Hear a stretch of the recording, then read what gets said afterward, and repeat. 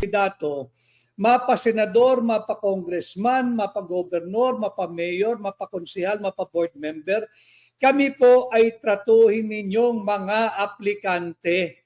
Kami po ay tratuhin ninyong mga trabahante ninyo na humihingi ng inyong tiwala at boto na gawin kaming katulad ko, senador. Ano? Yung iba naman, kongresista. Mahalaga na paulit-ulit kong ipapaalala sa inyo. Alamin ninyo kung inyong mga kongresista ay pumirma diyan sa huwad na impeachment complaint laban kay Vice President Inday Sara Duterte. Sapagkat kung yung congressman ho ninyo diyan sa distrito ninyo ay pumirma sa impeachment complaint laban kay Vice President Inday Sara Duterte, ako ho ay nakikiusap, sisantihin nyo na sila. Magpalit na ho kayo ng congressman o congresswoman sapagkat ni hindi man kayo kinonsulta, ni walang public hearing, ni walang public consultation sa inyong distrito. Tanungin po ninyo, kahit yung inyong mga barangay captain, kayo po ba ay kinonsulta bago sila pumirma? Kayo ho ba ay nahinga ng payo o ng pananaw kung dapat ba silang pumirma o hindi? Ngayon, kung ang sasabihin po nila kaya sila ay pumirma dahil desisyon daw ito ng kanilang partido, lalo po nyo silang sisantihin. Magpalit na po kayo ng kongresista. Bakit? Hindi po yung partido ang nagpapanalo sa isang kandidato. Hindi po yung partido ang nagpapanalo sa isang kongresista. Ang nagpapanalo po sa isang kongresista, yung tao sa kanyang distrito. Hindi po kayo binigyan ng halaga. Hindi po rinespeto ang inyong opinyon. Hindi nga po kayo kinonsulta eh. At kung sasabihin naman po sa inyo, kaya ko lang naman ginawa yan dahil hindi marirelease ang pondo ng ating distrito. Yan po ay lantarang pangbubudol. Bakit kanyo? Hindi naman pera ng mga pinuno ng Kongreso yung perang dapat sa para sa inyong distrito.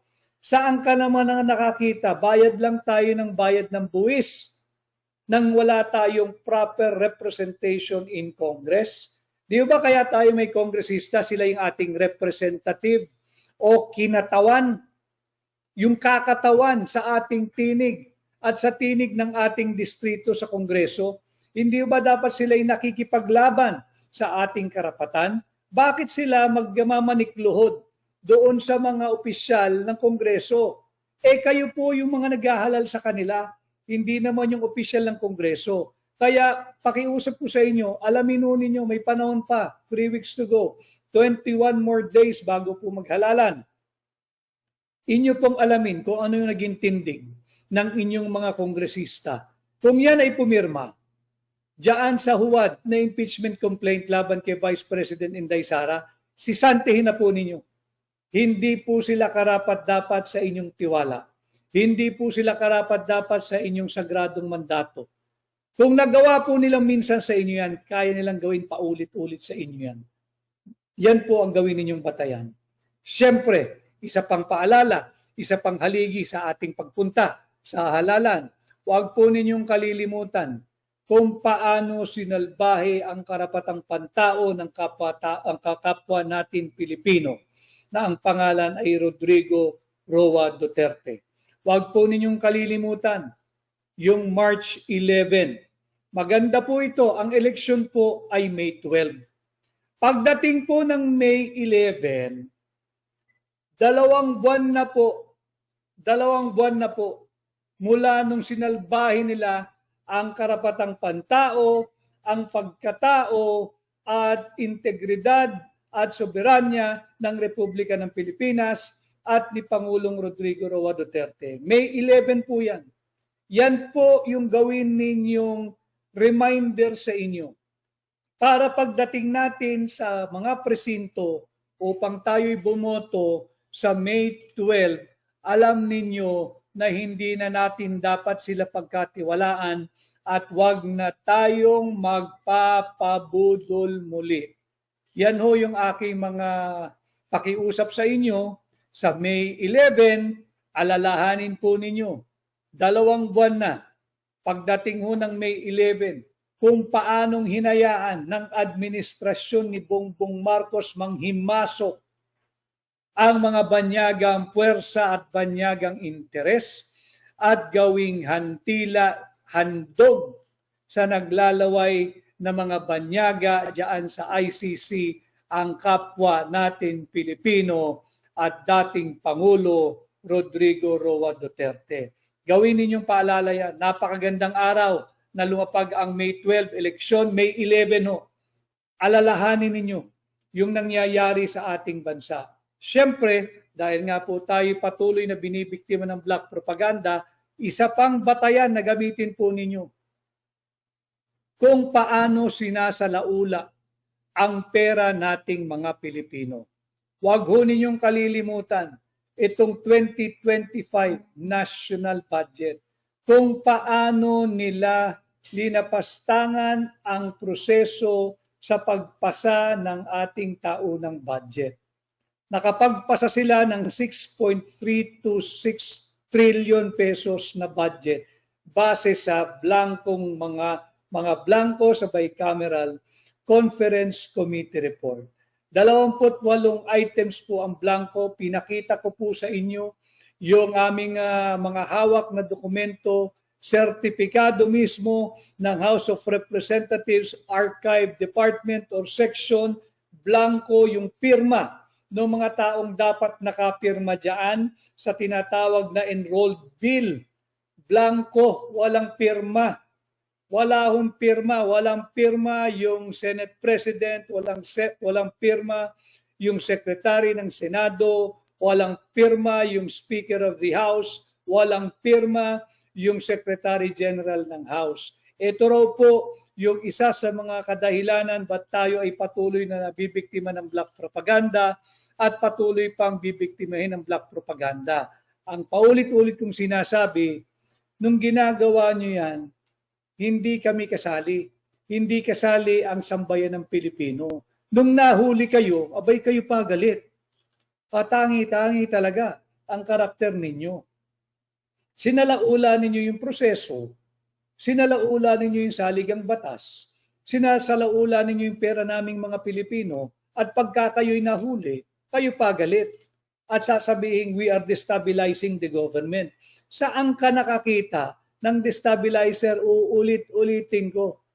Paano naging destabilization yung pagsasampa ng kaso sa Korte Suprema?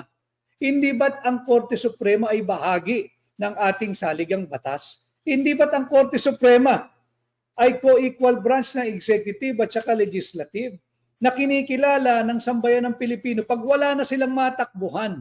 Paano naging destabilization yan? Korte Suprema nga ang aming tinakbuhan. Kaya mga kababayan, ito yung mga gamitin po ninyo na batayan sa pagpili ng mga leader ngayong May 12, 2025. Tulungan po ninyo ang katulad ko, number 56 po sa balota. Sana. Maraming salamat. Kahit saan ako nagpupuntang parte ng Pilipinas, ang laging sinasabi, Attorney Vic, number 56 sa balota, sinusunod namin ang pakiusap mo, ang panawagan mong ikampanya ka sa aming mga kamag-anak, aming kakilala, sa lahat ng Pilipino sa amang panig ng mundo. Maraming salamat. Naniniwala po ako sa inyo sapagkat higit na paganda ng paganda na po ang ating kampanya at yan ay attribute sa inyong lahat. Sa inyo pong tulong, yung ating kolektibong paggalaw, yung inyong kolektibong pagtulong sa akin, saan man po ako magpunta, napakainit ng pagtanggap ninyo. Hihilingin ko po patuloy. Meron pa po tayong 21 days to campaign. Pakiusap ko po, kulang na kulang ang aking mga materyales sa kampanya. Mapapansin ninyo halos mabibilang lang ang aking tarpaulin, ang kung ano-anong gamit pa. Subalit kaya po ako ay nagkakaroon ng ganitong diretsyong ugnayan sa inyo upang diretso po tayo makapag-usap at makahingi po ako ng tulong. Hindi po ako nanghihingi ng material na bagay, hindi po ako nanghihingi ng pera. Ang hinihingi ko po ay tulong ninyo. Sana ho ay patuloy ninyo akong ipangampanya sa inyong kamag-anak, kaanak, kaibigan, kakilala, kapitbahay, kaskwela, kasama sa trabaho, kasama sa hanap buhay, kakilalang Pilipino, saan man pong panig ng mundo. Ngayon po, alam ko ay panahon ng semana ng Holy Week. Alam ko po na pamilya ang concentration ng lahat. Sana ho ay masama ninyo ako sa inyong mga kwentuhan kasama ang inyong mga mahal sa buhay. Sana po ay maikampanya ninyo ako, number 56 sa balota, Attorney Vic Rodriguez. At siyempre, kailangan po natin ng sapat na numero sa Senado. Tulungan din po ninyo ang Duterte. Tulungan po ninyo ang mga kandidato ni Tatay Digong. Nandyan po si Attorney J.V. Hinlo, nandyan po si Attorney Raul Lambino, nandyan po si Attorney Dante Marcoleta, nandyan po si Pastor Apollo C. Quiboloy, nandyan po si Attorney Jimmy Bondok, nandyan po si Dr. Richard Mata, nandyan po si Philip Ipe Salvador, at ibalik po natin sa Senado si Senador Bato de la Rosa at si Senador Bongo. Ito po yung bumubuo sa Duterte. Sana po tulungan ninyo kaming lahat. Maghatid tayo ng tama at sapat na bilang sa Senado para maprotektahan natin ang madilim nilang balakin na kunin at nakawin pati ang posisyon ng pangalawang Pangulo mula po sa inyo, sambayanang Pilipino. Saan kayo nakakita? 59% approved kay Vice President Inday Sara Duterte. 61% panatag at may tiwala kay Vice President Inday Sara Duterte. Ini-impeach nino ng iilang elitistang kongresista. Kaya ito po ay konektado sa aking una ng habilin sa inyo, sisantihin nyo na yung mga kongresista ninyo na pumirma dyan sa huwad na impeachment complaint. Huwag po tayong magpapabudol muli. 59% approve sa performance ni Vice President Inday Sara Duterte. 61% ang tiwala kay Vice President Inday Sara Duterte. Yan ba ang i-impeach mo? Huwag po tayong magpapabudol muli. Labanan natin ang puwersa ng kadiliman. Tayo'y magprotesta ngayong May 12. Paano tayo magpoprotesta? Iboto ninyo ang Duterte sa Senado at sisantihin na ninyo yung mga kongresista na pumirma diyan sa impeachment complaint laban kay Vice President Inday Sara Duterte. Ito po ang ating gawin. Pagtulong-tulungan po natin at may pagkakataon, may tsansa pa, may oportunidad pa na baguhin natin ang maling direksyon ng ating bansa. Nakatutok tayo sa maling direksyon, huwag kayong umasa na mapupunta tayo at makakarating sa tamang destinasyon. Bahagi na rin po dyan ang usapin dito sa South China Sea. Saan kayo nakakita? Wala hong makain ng murang bigas ang mamamayang Pilipino. Prioridad ng gobyerno ni Bongbong Marcos ang pagbili ng 5.58 billion US dollars ng 20 eroplanong pandigma. 20. Para pong lollipop siguro sa kanila yon. Akala nila madami yung 20. Konti lang po yung 20. Pagka yan po ay idinigit mo sa bilang ng puwersa ng eroplanong pandigma ng bansang China. Wala po itong 20 ito. At ang bigger point po rito, 5.58 billion dollars. 5.58 billion dollars. Wala ngang makain na murang bigas ang sambayan ng Pilipino. Bibili ka pa ng eroplanong pandigma? Bibili ka pa ng eroplanong pandigma? Maintain nyo pa ho yan. Ite-train nyo pa po yung piloto niyan. Kagasolinahan mo pa yan, lalagyan mo pa yan ng mga bomba, lalagyan mo pa yan ng mga bala at kung ano-ano pa.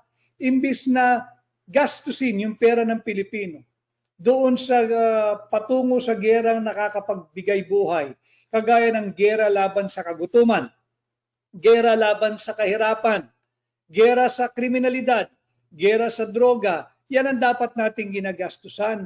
hindi yung gamit pandigma, at ang solusyon po nila dahil wala tayong pera, iuutang daw po ng Pilipinas. Utang na naman, lubog na po tayo sa utang.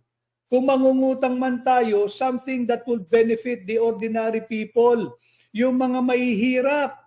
Sana man lang makakapaglagay ito ng pagkain sa kanilang hapagkainan. Makakain nyo ho ba ang bala?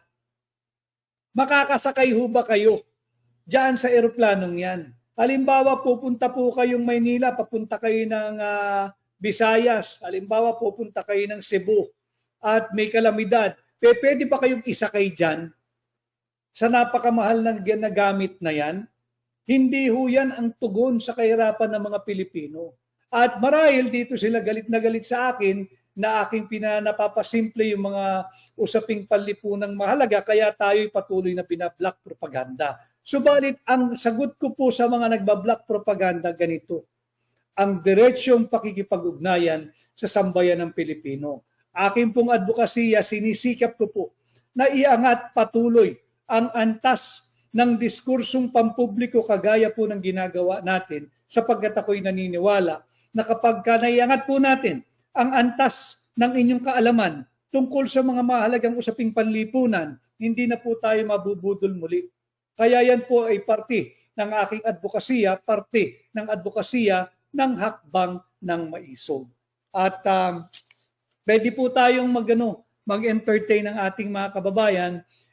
Yung ating pong mga viewers ay maaari pong mag-send ng request to join live. At alam naman ho ninyo, number 56 watching from. Yun po yung ating keyword. Basahin ko lang po yung iba. Kay Mary Joy, kay Elvira Palahe Osejo, PDP, Duterte, salamat. Yung iba, mabilis ha. Kay Beth Berioso, Dan, vote of you. Salamat. Peter Oy, boto kita. Maraming salamat, Peter. Kay LC Roble, Duterte ang nasa puso at utak ng mga tao, nagmamahal at nasasaktan sa ginagawa nilang pagmamalapit at pagmamalabis kay Tatay Digong. Salamat po. Kay Doraemon, maraming salamat sa iyo. Kay bilis Tinkerbell, PDP straight po tayo, Duterte, maraming salamat. Lokal Sarado, PDP, Duterte, maraming salamat. At kay Charlon Chua, Inot, kamusta ka na? Long time no see, hindi ka nagpapakita. Maraming salamat sa iyong pagsama sa aking pagla-live ngayon. Kay from South Wales, kay Andre Bonds, maraming salamat sa iyong pagsama at panunood. Ganon din kay Pamela Bautista, number 56, watching from Singapore, si Pamela. Hello, Pamela. At kay Bing Santianes, hello po. Hello din sa iyo, Bing. Mabuhay ka. Kay Annalyn Abasyal o Arabakyal. Kay Marilu Kabayashi. Hello, Marilu. Already shared and done. Sana ho ay tulungan din ninyo ko na mag-like at mag-share sa ating pong ginagawang diretsang pakikipag-ugnayan sa inyo at pagla-live ngayong araw. So, yun po ang ating mga gawiting batayan. Yung ginawa po nila kay Tatay Digong, wag nating kalimutan. Nagnataon na May 12 ang halalan, May 11, magsisilbing ikalawang buwan ng kanilang sinalbahe si Tatay Digong. Ang kalayaan at kasarinlan ng Pilipinas ang hinayaan nilang manghimasok ang dayuhang interes o banyagang interes sa ating bansa at isinuko at ginawang mistulang handog sa kamay na naglalaway na dayuhan o banyaga diyan sa ICC ang kapwa nating Pilipino na ang pangalan ay Rodrigo Roa Duterte. Huwag po niyong kalilimutan yan. Huwag po niyong kalilimutan kung paano nila sinasalaula yung ating kaban ng bayan. Kung paano nila inuubos gamit ang AKAP at AYIX. Kunin lang po ninyo. Pag may nagbigay po sa inyo ng AKAP at AYIX o kung anumang ayuda, kunin po ninyo. pakiusap po, kunin ninyo. Pero huwag kayong tatanaw ng utang na loob sapagkat pera nyo po yan. Hindi po yan pera ng mga politikong nagmumudmud ng akap at ayix. Hindi po nila pera yan. Yan po ay pera ninyo. Huwag kayong tatanaw ng utang na loob. Hindi po dahil ingrato tayo katulad nila. Hindi po. Sapagkat yan po ay pera ninyo. Hindi po nila pera yan. Kung meron man kayong dapat pasalamatan, pasalamatan niyo yung sarili ninyo. Sapagkat nakakatanggap kayo ng kaunting halaga na nagmumula rin sa sarili ninyong buwis na ibinibayad sa gobyerno. Hindi po pera ng mga politikong namumudmud yan. So wag ninyong kalilimutan kung paano nila sinasalaula yung ating budget. Wag ninyong kalilimutan yung blankong bicameral conference committee report na nakabinbin pa po hanggang sa ngayon ang kasong yan sa Korte Suprema. Wag po ninyong kalilimutan kung paano nila sinasalaula yung ating taunang budget. Huwag po ninyong kalilimutan yung mga pumirma sa huwad, illegal at unconstitutional na impeachment complaint laban kay Vice President Inday Sara Duterte. Sisantihin nyo na po yung mga kongresistang yan. Huwag na po ninyo silang muli pang gawing kongresista. Sibakin na po ninyo bilang kongresista ninyo, sisantihin na po ninyo, kumuha po tayo ng bagong empleyado. Kada distrito, wag na po yung mga yan. Hindi po kayo mahalaga sa kanila. Hindi po kayo importante. Hindi po kayo kinonsulta. Hindi po nagkaroon ng public hearing or public consultation. Si Cathy, ang ating unang-unang sumali. Cathy, pwede ka nang magbukas ng camera at you can turn on your microphone, Cathy. Hi, Cathy. Hello. Pabukas lang yung camera, Cathy. Cathy. O, nasa Qatar ka ngayon, Cathy. Hello. Kamusta ka?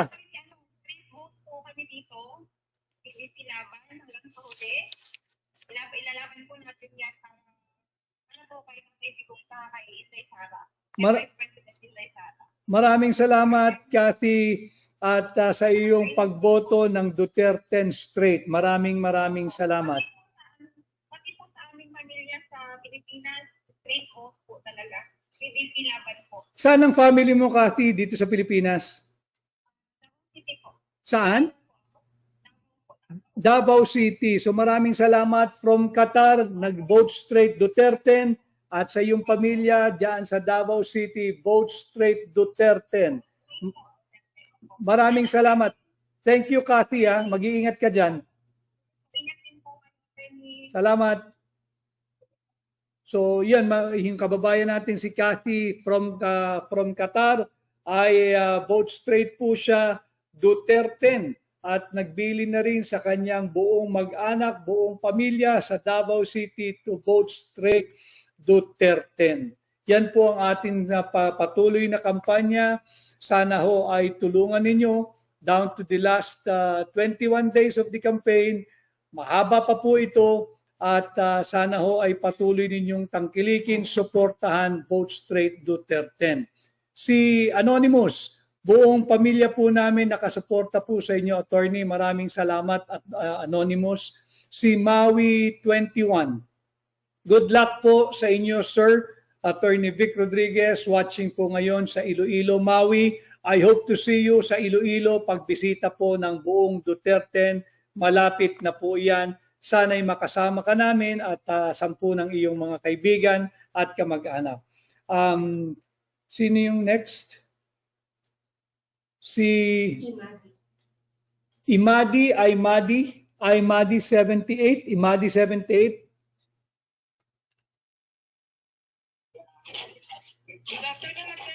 Ay, good afternoon. Pakibukas yung camera, Imadi. Nagluluto po kasi ako, pero okay lang. Oh, kasi yun ang ating ating rule para naman pantay-pantay. Ipakita mo na rin kung ano linuluto mo. Imadi. Hi, ayan, hello. Meron po siyang dito sa TikTok ngayon na kasama na ba sa si Madam Amy Marcos sa Duterte slate? Hindi ko pwedeng sagutin yan sapagkat ang akin po yung Duterte lang, ma'am. Sa, Kaya din po yung meron na kung napanood dito na parang kasama naman na siya, pati yung isang babae rin. di na ubali, ma'am. Wag na natin banggitin. Duterte lang po ang pwede sa aking pagla-live sa inyo. Okay po. Sige. Oo. To do justice to yung sa aking mga kasamahan sa Duterte dahil mahirap naman mag-comment sa limitado lang ho yung aking kaalaman na impormasyon. Ano ho? Pero sana ay tulungan mo ang Duterte, ma'am.